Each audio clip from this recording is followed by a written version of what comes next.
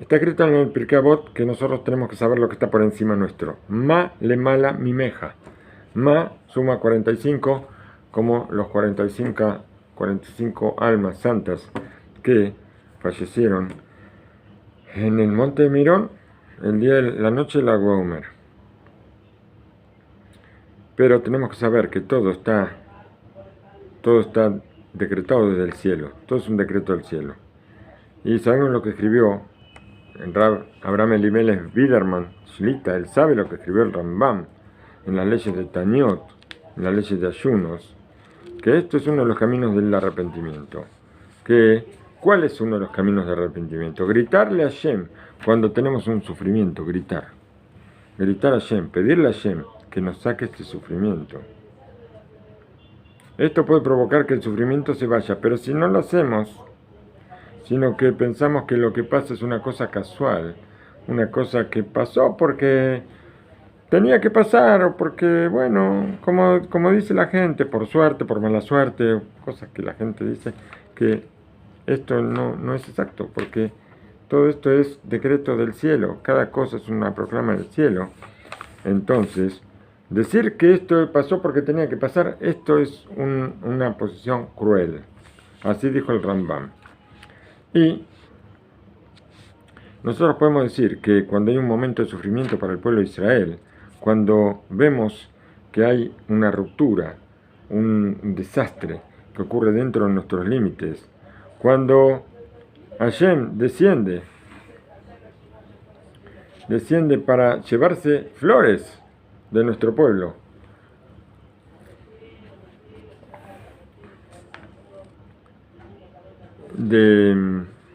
y se llevaron 45 almas santas y puras de la tierra de Israel,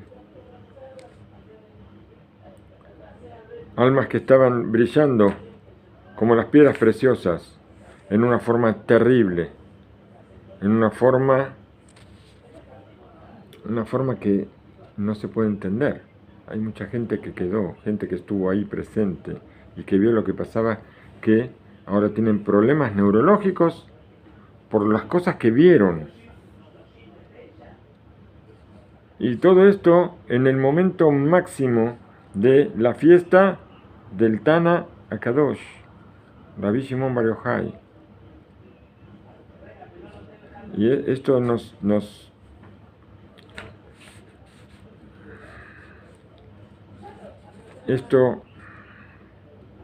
muestra que no podemos decir que haya una causa natural, que sea la costumbre del mundo, y hacer depender de la casualidad, Hasu Shalom, esto que pasa, sino que, como dijo el Rambam, esto es un pensamiento de crueldad, sino nosotros tenemos que fortalecernos en la fe, una fe fuerte, y saber que Akadosh Baruj Hu hizo y hará todas las acciones, todos los hechos que suceden en el mundo, y todo está hecho con una supervisión particular, exacta, como un cabello, como el espesor de un cabello.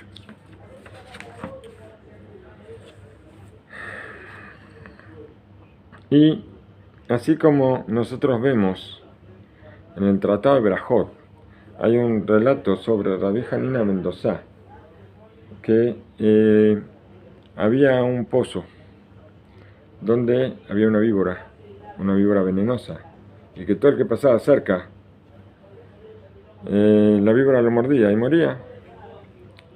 Y lo llamaron a Rabbi Hanina ben Dosa para que haga algo. Y él metió el pie en el pozo donde estaba la víbora, en la cueva de la víbora. La víbora lo mordió y la víbora se murió. Y Rabbi Hanina ben Dosa dijo: no es la víbora la que mata, son los pecados los que matan. Por eso, dice acá Rabbi Biderman, no es el apretamiento o el apertujamiento lo que mata. Tampoco tenemos que buscar culpables a estas cosas, sino así fue el pensamiento delante de Hashem Yitbaraj. Esto tenemos que saber. ¿Y cómo? ¿Y por qué? Bueno, no lo sabemos ahora, lo vamos a saber en algún momento. Y ahí pasó un relato con el Gaón Rabí Egiel Mijael Feinstein, sé que es el Libraja, que en su casa había una persona enferma, lo aleno, estaba enferma esta persona de asma, no en su casa, perdón, la hija está enferma, lo aleno de asma. ¿Y cuál es la costumbre de estas personas que están enfermas? Cuando tienen una dificultad en la respiración, yo no sé mucho de esto es lo que acá está escrito, cuando hay una dificultad en la respiración, están obligados a conectarse a una máquina que los ayuda a respirar y que le normaliza la respiración. Y si no, Hasu Shalom, por el ahogamiento,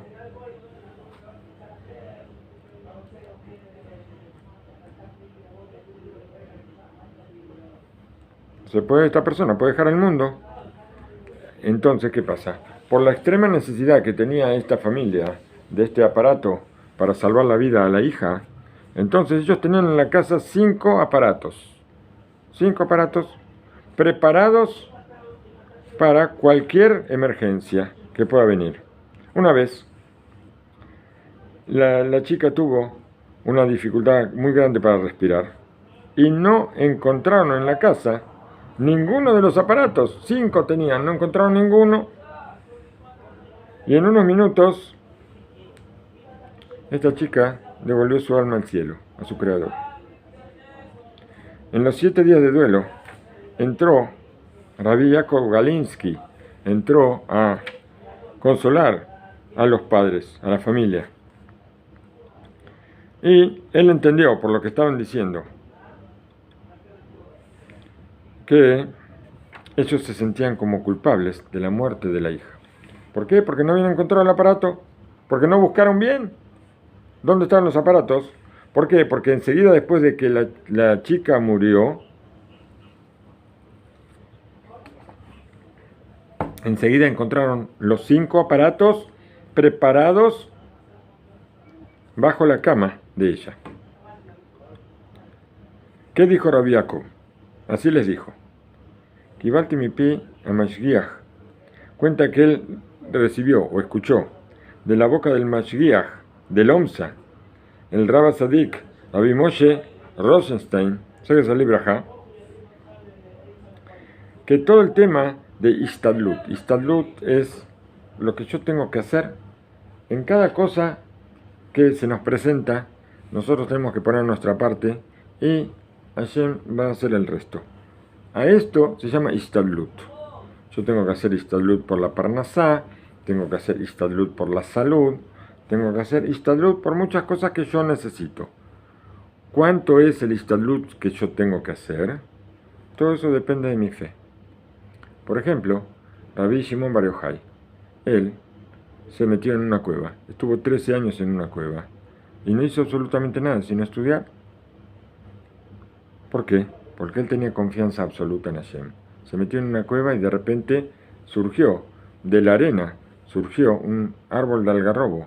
De repente, del fondo de la cueva, surgió un hilito de agua que venía y que ellos podían tomar, él y su hijo. O sea que el Istadlut que tenía que hacer Rabbi Shimon Bar Yochai era nada, porque él tenía fe completa en Hashem. Pero nosotros no somos Rabbi Shimon Bar Yochai. Entonces nosotros tenemos que hacer algo. Por eso Rav Galinsky contó algo que pasó con el Mashgiach del Omsa, que todos los temas de Istadlut no son sino respecto al futuro. Yo tengo algo que hacer y tengo un Istadlut. Pero nosotros no tenemos que hacer Istadlut por temas del pasado. Nosotros tenemos que hacer Istadlut, ¿para qué? Para que todos los temas vayan por el buen camino, para lograr una cosa buena. Pero pensar respecto al pasado, Si yo hubiera buscado mejor los aparatos, los hubiera encontrado y entonces mi hija se hubiera salvado. No, el decreto que la chica tenía que morir era un decreto de Hashem y entonces yo busqué los aparatos. Si no los encontré ahora es porque Hashem así quiso. No porque yo no busqué bien.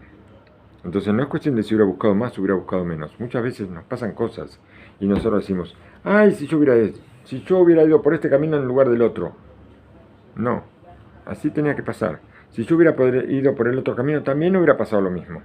No voy a ganar nada pensando en lo que yo podía haber hecho y lo que no podía haber hecho. Cuando el decreto es de Hashem, ya está, no hay. Por eso, yo no puedo decir que si yo hubiera hecho así, hubiera salvado, nos hubiéramos salvado de esta pérdida. ¿Por qué? Porque esto así, dicen nuestros sabios, esto es un pensamiento de renegar a Hashem. No tener fe, sino nosotros tenemos que creer con todo nuestro corazón que todo lo que pasa es una orden de Hashem y no es posible para nosotros ir contra su voluntad, por supuesto. Y para esto que pasó, nosotros tenemos que decir que el pensamiento sobre el pasado, si hubiéramos hecho una otra cosa o nos hubiéramos comportado de una otra manera y no hubiera pasado esto, si hubiéramos hecho que la gente vaya más despacio o si hubiéramos ensanchado los caminos o no sé qué, o no hubiéramos alterado a la gente para que se mueva. Todos estos son pensamientos de renegamiento, de kefirá. Cuentan que después de que pasaron los 7 días por el duelo de la desaparición de Rabbi Shimon Shalom Mamshinov, sé que se libra, el hijo, Rabbi Meir, fue nombrado Rebbe, el padre de Rebbe, ahora nombraron Rebbe al hijo, y él fue con el encargado de la congregación. Y mientras iba le dijo, ¿por qué? Le preguntó por qué entre nosotros no se ponen bebidas en los 7 días de duelo, cuando viene gente a bendecir, no se ponen bebidas alcohólicas. No pueden hacer un lejaim, no sé quién va a brindar cuando una persona se muere, pero esto le preguntó, ¿por qué no se hacía un brindis, un lejaim? Durante los 7 días de Abelut, solamente después de los 7 días de duelo, se podía hacer un lejaim. Y contestó que porque durante los 7 días se hablan cosas sobre el fallecido y también sobre cómo falleció. Y hay quien dice que el fallecido se fue del mundo porque estaba enfermo de esta manera, o porque el médico no lo atendió como debía, y todas cosas por el estilo, buscando causas para encontrar por qué esta persona murió. Y muchas veces todas estas cosas se consideran como, muchas veces piensan que si tal vez hubieran hecho determinada actividad, determinada cosa, hubieran evitado la muerte del fallecido. Y estos son pensamientos de kefirá, son pensamientos de renegar. Porque en verdad todo pasa pura y exclusivamente como un decreto con la sabiduría de Hashem Yitbaraj. Y enseguida, cuando terminan estos 7 días en que la gente asiste mucho a consolar a los deudos, entonces ahí sí toman una bebida fuerte. ¿Para qué? Para limpiarse, para purificar la cabeza de todas estas cosas que dijeron, que estaban de más. Y bendicen, ¿qué bendecimos sobre esta bebida fuerte? Shakol Niay Baró, que todo se hizo con tu palabra, para borrar el renegamiento, para reconocer y enraizar en nuestros corazones que no hay ninguna causa material para el fallecimiento de la persona, sino que todo es por la palabra de Hashem, por todo, solamente por esto se hizo, porque así lo decretó con la supervisión del cielo. Un ejemplo, sigue hablando Abraham Elimelech Biderman, un ejemplo que escuché del Gaón Rabbi Pinhas Rosenboim, sobre que en una casa de Israel, y escuchen bien, en una casa de Israel llegó de visita, en el momento que todos estaban sentados en la comida, estaban todos sentados con tranquilidad, en silencio, sin ningún aviso previo, apareció el rey de los animales, un león, con toda su presencia, con todo su porte, y no hace falta decir muchas cosas, que el miedo y la desesperación que le agarró a todos que apareció en la casa, todos empezaron a buscar dónde esconderse, cómo escudarse del terror a la muerte. Uno entró dentro del armario de los libros, otro se metió dentro de un armario de ropa, otro saltó por encima de este armario, y otro también saltó y casi se cae por la ventana. Pero desde el lugar donde estaba cada uno escondido, ellos vieron que uno de los hermanos estaba sentado tranquilamente en la mesa, no se movió de ahí, ni se levantó, ni se movió. Por el contrario, él miraba al león como si su mente le estuviera diciendo algo, lo miraba, pero con una tranquilidad envidiable. Tranquilo, seguro.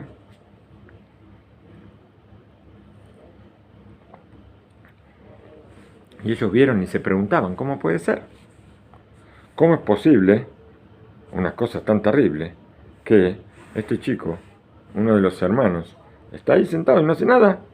Y más grande fue la sorpresa cuando vieron cómo este león se acercaba a él haciendo rugidos con una forma muy temerosa, y de repente el león empezó a abrazarlo y a besarlo por todos los lados, parece que lo estaba chupando, no sé. Y este chico no se asombraba para nada de estos abrazos, como si fuera el abrazo del padre que lo está abrazando con mucho amor. Entonces, ¿qué hacemos? ¿Y qué pasó? Después de un tiempo pequeño, el león se sacó la máscara y se reveló a ellos el papá. El papá de ellos estaba ahí. Y los hermanos no podían contenerse y le preguntaron al hermanito, ¿cómo no tembló todo su cuerpo de miedo cuando vio al león? ¿Cómo se quedó ahí, cerca del león, sin ni siquiera parpadear?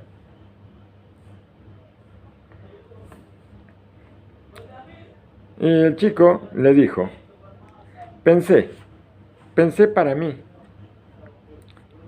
Nosotros estamos en el tercer piso del edificio. Y también la puerta está cerrada con llave. Por eso, ¿cómo puede entrar un león por la puerta de la casa? ¿Acaso el león tiene en su mano la llave de la casa y más? En la mano, el león tiene 4 patas. ¿Cómo hace para agarrar una llave con una de las patas? Y no solamente eso, sino meter la llave en el agujero y girar la llave para abrir la puerta. Por eso, yo sabía que acá no había ningún león, ningún animal salvaje, sino nuestro Padre que nos quiere y que él es el dueño de casa y solamente en su mano está la llave para entrar a la casa, y él se escondió bajo la piel del león y por supuesto que no vino a dañarnos a nosotros. Por eso, por eso, ¿qué tengo yo que tener miedo o que sospechar? Yo lo miré al león como diciendo, como mostrándole, yo sé que tú eres mi padre, yo lo sé.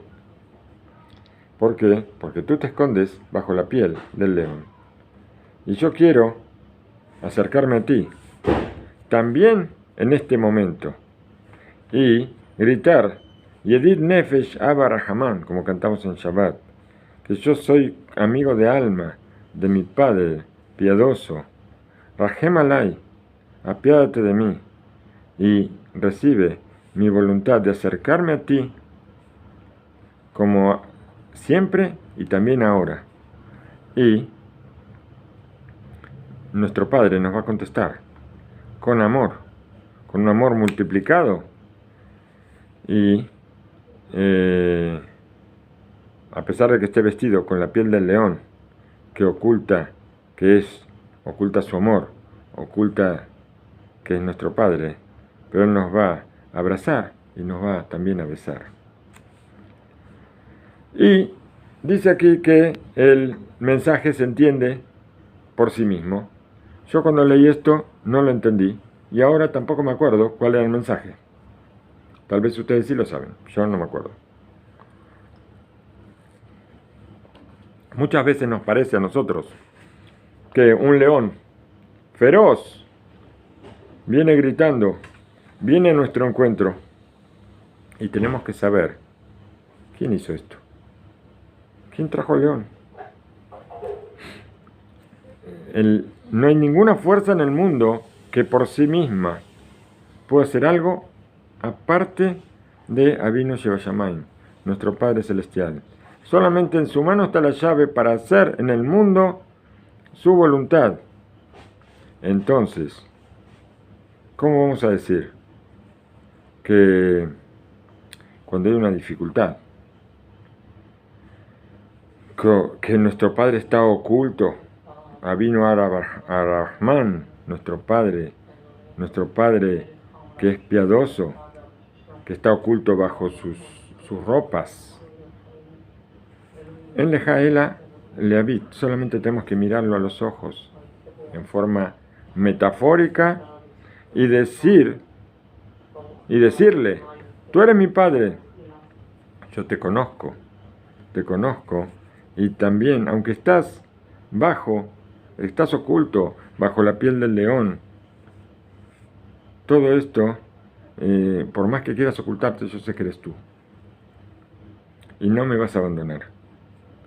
Y así se va a abrir delante nuestro los portones de la piedad para salir de la oscuridad a la luz, de la esclavitud a la redención, a la libertad, y también conseguir la salvación, una salvación revelada, donde no haya oscuridad, donde nosotros podamos ver a nuestro Padre, mirarlo y ver su piedad y su consuelo. Y pasó en la casa de uno de los justos, que falleció un bebé, lo aleno, y que el padre y la madre estaban desconsolados, y ellos pensaban que sus manos provocaron esta cosa terrible, y no encontraban consuelo, no encontraban tranquilidad en sus almas, hasta que llegó el Rebbe, el Bet Abraham, para consolarlos, y les dijo, Yadaim, Yadaim, Ales Bidei Shamayim. ¿Qué les dijo? También los hechos de las manos, pueden hacer hechos de las manos con las manos de ustedes. Lo que hagan con sus manos también viene de la mano del cielo. ¿Por qué? Porque la persona no tiene fuerza para mover un dedito, ni siquiera el dedito más pequeño, sino hubo una proclama desde el cielo. Y todo se hace con la voluntad de Shemit Baraj. Y así pudo calmar sus almas. Y muchas personas, lo aleno, estuvieron el jueves pasado, Lag Baumer. Nosotros, Baruch Hashem, estuvimos en la boda de mi hija y todos los que vinieron a la boda de mi hija se salvaron de ir a Mirón. Pero hubo muchos que estuvieron ahí, entre los vivos y entre los muertos. Y muchos de ellos, Baruch Hashem, pudieron salvarse y seguir con vida. En cambio otros, ellos fueron al Bet Haim. Y no hay ninguna explicación qué cambió uno de otros. Por qué unos fueron para aquí y otros fueron para allá. También en esos momentos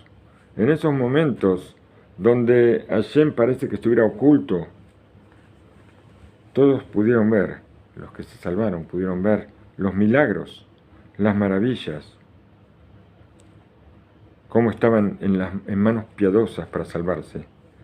Y ojo por ojo vieron la supervisión particular sobre cada uno de ellos que estaban ahí.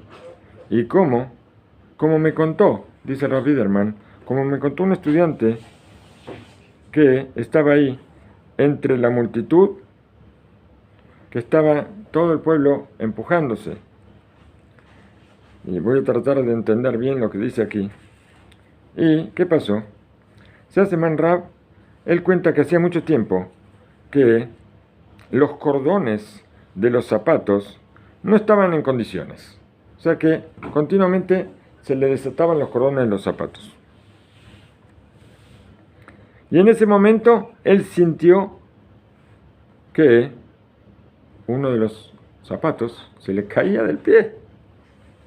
Y tuvo la intención de hacerlo volver a su pie. ¿Qué hizo? Saltó. Él sintió que el zapato se le estaba soltando y entonces se afirmó al piso y pegó un salto. ¿Para qué? Para que el pie se meta dentro del zapato. Saltó y justo en ese momento se aumentó la presión entre la gente, una presión terrible, y él quedó como colgado en el aire. Él había saltado y quedó como en el aire colgado. Y cuando pensó en lo que hicieron con él entendió que si él hubiera saltado un momento antes, entonces ya hubiera caído al lugar donde estaba previamente, y cuando todos apretaron, él hubiera quedado apretado entre la multitud,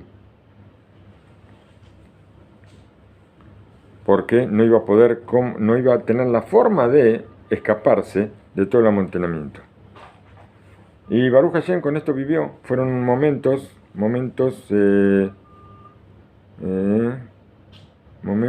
donde la supervisión particular apareció, y ni antes ni después, justo en el momento exacto.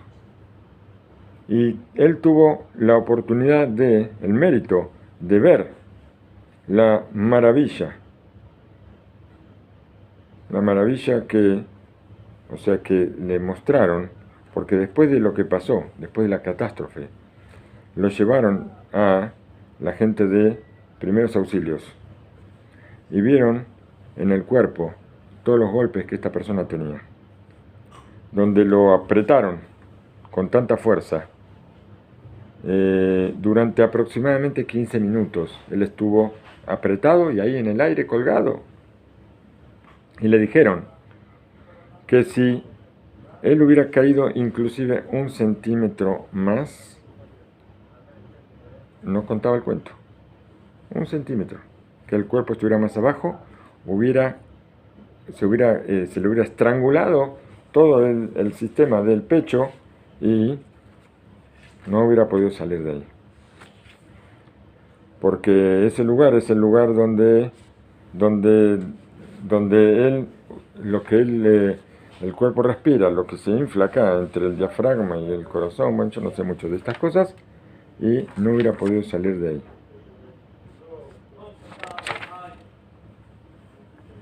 Y con seguridad que esto fue un decreto y no tenemos permiso para pensar detrás de él.